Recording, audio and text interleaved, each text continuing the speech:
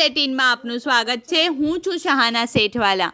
વડોદરા શહેરના પૂર્વ વિસ્તાર કે જ્યાંથી અનેક નેતાઓ અધિકારીઓ પસાર થતા હોય છે, પરંતુ બંધ એસી ગાડીમાં નજરે ના પડતું હોય કે આંખ આડા કાન પણ કરાતા હોય તેવું અમારું માનવું છે।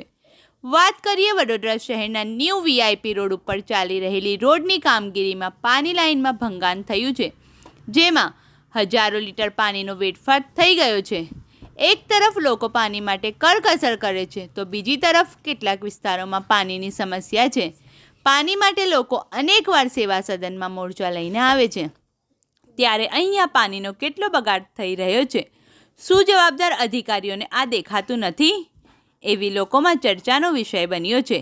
રિપોર્ટ સાદિક કાજલવાલા।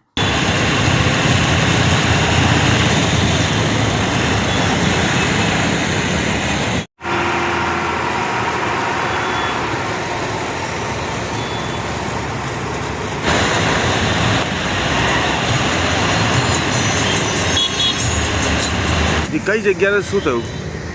કહેવાતી અને કાગળ પરની સ્માર્ટ સિટી વડોદરા શહેરનો આ પૂર્વ વિસ્તાર છે। ન્યૂ વીઆઈપી રોડ ઉપર મિનલ પાર્ટી પ્લોટની સામે આજે ફરી એકવાર બે લગામ અધિકારીઓ અને કોન્ટ્રાક્ટરોના પાપે પાણીની લાઇનમાં ભંગાણ પડ્યું। એક તરફ પૂર્વ વિસ્તારના લોકો દૂષિત પાણીથી અને પૂરતા પ્રેશર ન મળવાના કારણે ઝઝૂમી રહ્યા હોય, અને એવા સમયે કોન્ટ્રાક્ટરોની બેદરકારીના કારણે 4-5 કલાક સુધી જે લોક ઉપયોગી પાણી હતું એનો બગાડ થયો, પરંતુ નિંદ્રાધીન તંત્ર દ્વારા કોઈપણ પ્રકારની તાત્કાલિક જે કામગીરી કરવી જોઈએ એ નથી થઈ।